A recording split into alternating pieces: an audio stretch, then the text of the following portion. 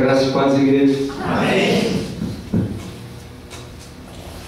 Estava lendo a Bíblia, uma parte que me chamou a atenção foi daqueles dois discípulos que estavam no caminho de Emaús, que está em Lucas capítulo 24, versículo 13.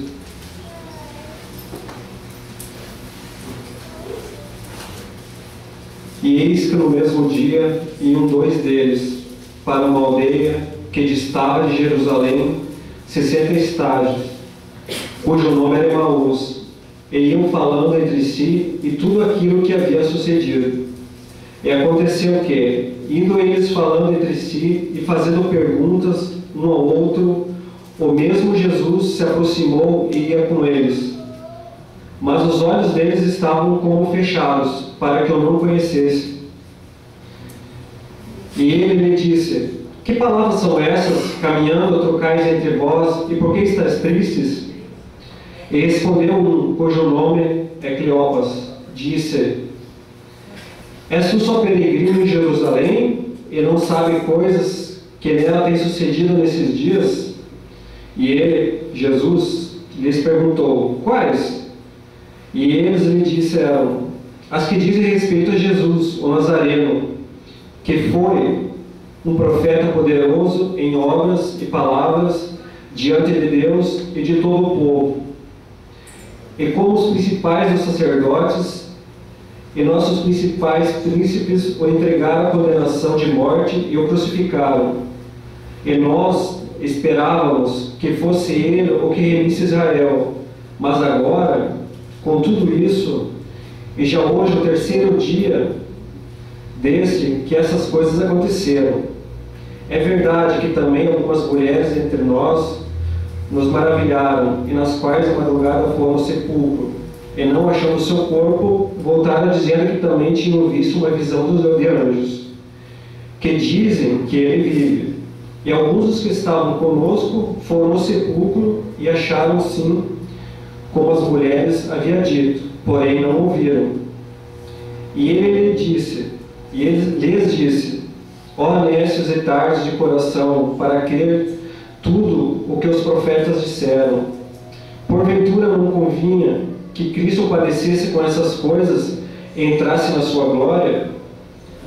E começando por Moisés e por todos os profetas, explicaram-lhe que dele se achavam em todas as Escrituras. E chegaram à aldeia para onde iam, e ele se fez como quem ia para mais longe. E eles os constrangeram, dizendo: fica conosco, que já é tarde. E já declinou o dia, e entrou para ficar com eles. E aconteceu que, estando com eles à mesa, tomou o pão, e o abençoou, e partiu e lhe deu. Abriram-se então os olhos, e o conheceram, e ele desapareceu-lhes, e disseram um para o outro: porventura não ardia em nós o nosso coração quando ele pelo caminho nos falava, e quando nos abria as Escrituras?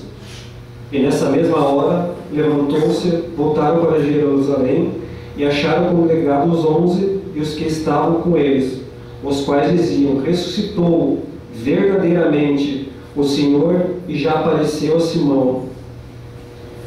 Ali tinha duas pessoas que foram para Jerusalém, que nessa época provavelmente Jerusalém tinha uma fama de realização de sonhos, de realizações de cura, onde se encontrava o Rei dos Reis, aquele que curou Lázaro, que depois de 4 dias fez aquele milagre maravilhoso. Não só disse Lázaro sai para fora, mas também, se nós formos ver, aquele corpo de 4 dias morto, putrificado, o milagre em si foi tudo um trabalho, os tecidos se degenerando, ele fez com que se tornassem novos, o sangue, as células, os neurônios, tudo para aquele corpo voltasse à vida, a cor da pele, para sair depois.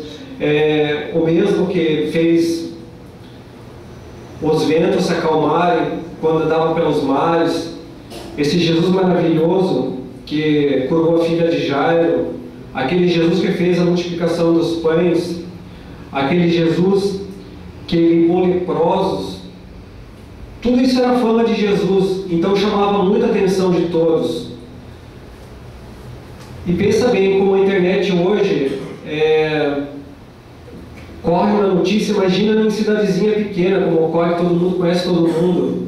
Então eu creio que em Jerusalém também era assim. E todos foram lá, porque também souberam da crucificação daquele homem maravilhoso que fazia todos aqueles milagres, que até os demônios obedeciam e corriam quando ele expulsava, e principalmente que perdoava os pecados. Quem não gostaria de conhecer esse homem maravilhoso? Quem não tinha um problema, uma dor, alguma coisa, uma dívida, que ela só falasse com esse homem, que esse homem provavelmente resolveria?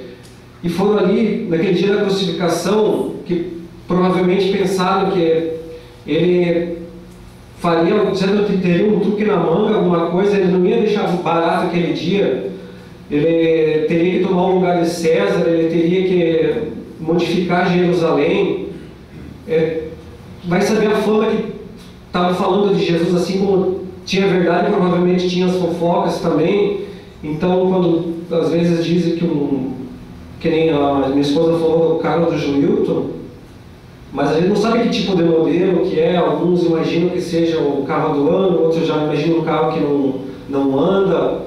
E assim é a palavra. Você não sabe direito como é que é, mas esse Jesus, esse Salvador, ele mostrou que ele veio, que ele era, que ele foi e que ele será, pelos milagres que ele fez. Eu tenho certeza que nem ali está de 60 estádios a distância, que é 10 quilômetros. Quem não andaria 10 quilômetros para ver esse Salvador, esse Jesus? E eles foram com todos os sonhos, com todas as esperanças, e chegando lá, aquele homem que era o mais maravilhoso do mundo pelas palavras, estava sendo açoitado, estava sendo humilhado, estava sendo colocado aquela cruz nos ombros, cuspido pelas palavras. Muitas vezes as pessoas que comeram daquele pão no dia da montanha estavam lá cuspindo na cara dele, assim como tem as pessoas mal agradecidas. Provavelmente esses dois homens viram tudo isso e estavam esperando na hora da crucificação que ele saísse daquela cruz, que ele fizesse alguma coisa, mas não chegou uma hora que o próprio Jesus falou: Pai, entrega o meu espírito. Abaixou a cabeça e morreu. Pensa bem, você que está ali, você vê essa cena, aquele homem maravilhoso que fez tudo aquilo, acabou, morreu. Apareceu aquela escuridão, aquela chuva, ainda você ali com todas aquelas dores, que diz que a natureza ali ficou em luto, que houve terremoto, tudo, depois de presenciar tudo aquilo, aquele homem não se mexeu na cruz, ali parado. Deixaram todo aquele sonho de lado, toda aquela esperança, estavam voltando para Emaús, estavam voltando para aquela vida de miséria, para aquela vida de solidão, para aquela vida de sofrimento, estavam voltando de cabeça baixa, triste, chorando, que o próprio Jesus ali falou: porque estás tristes? Assim acontece conosco hoje em dia. Você vem para o culto, você ouve a pregação, você está esperançoso, meu problema vai ser resolvido, eu vou ser liberto, minhas dívidas vão ser pagas, minhas dores vão ser saradas. Acaba o culto e você sai com a cabeça baixa, com a cabeça triste, que nada aconteceu. O teu casamento, que você às vezes está caminhando com a pessoa amada na vida, você começa a discutir, falando que não dá mais.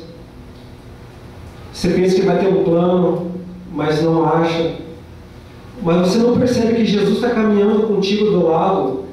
Teus olhos estão fechados aqui, como diz a palavra para esses dois homens. Os olhos deles estavam fechados enquanto o próprio Jesus estava caminhando com eles, 10 quilômetros.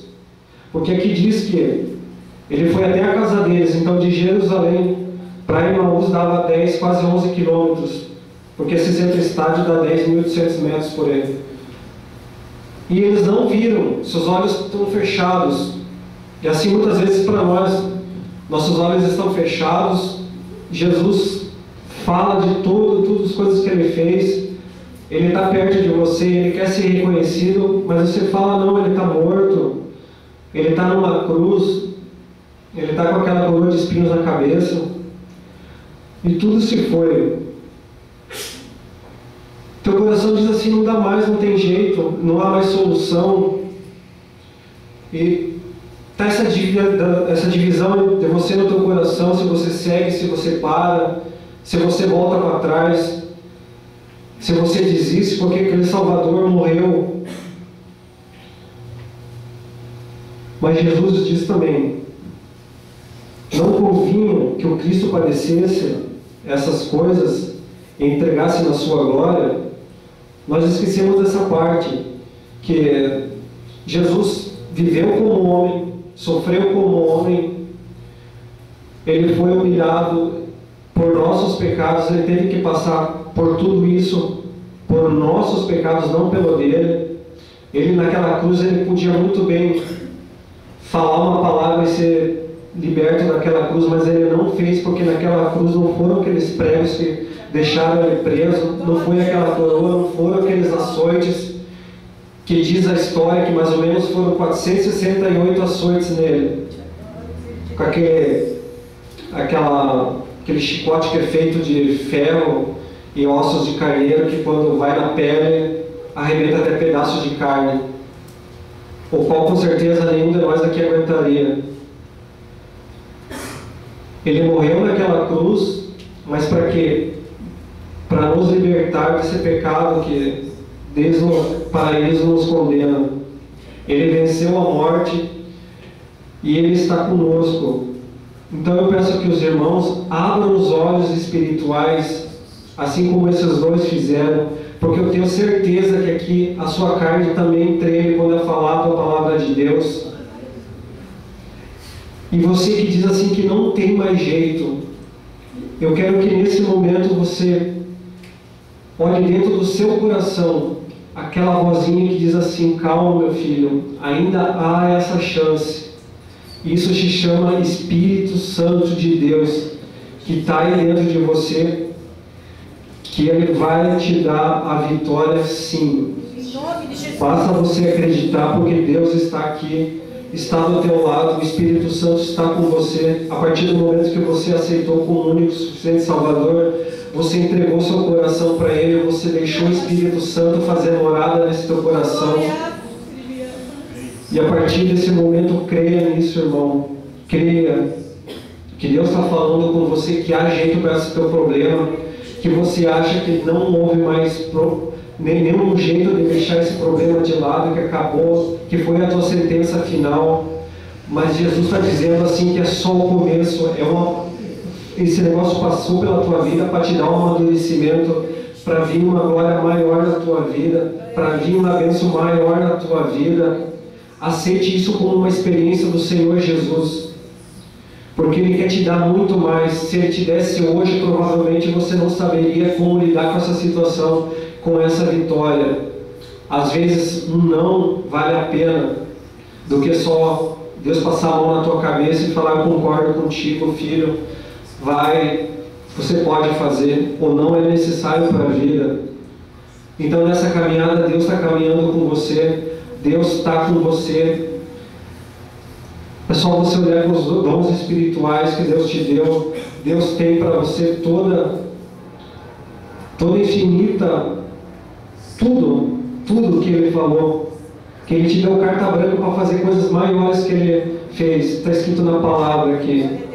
Aquele um que acalmou o vento, a tempestade, aquele um que ressuscitou Lázaro, aquele um que limpou os leprosos, aquele um que ressuscitou Lázaro, que deu vida. Ele vai dar vida para os teus sonhos, mesmo que esteja lá 4 dias, 4 meses, 4 anos, porque nós servimos o Deus do impossível, como diz em Lucas. Para Deus nada é impossível, é só você crer e ser como Jacó, agarrar essa bênção e não largar mais, porque nós somos dignos da promessa. Se nós seguirmos esse Deus maravilhoso que está aqui, Ele ressuscitou e Ele não está mais naquela cruz, Ele está conosco, está nos dando todo dia uma chance.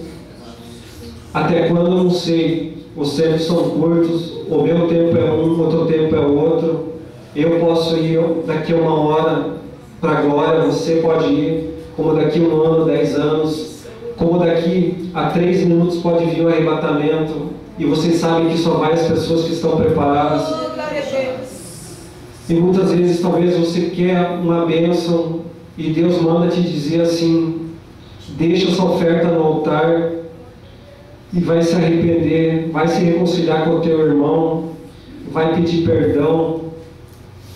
Aí você volta e Deus te dará tudo aquilo que o teu coração deseja, se assim Ele permitir. Amém? Amém.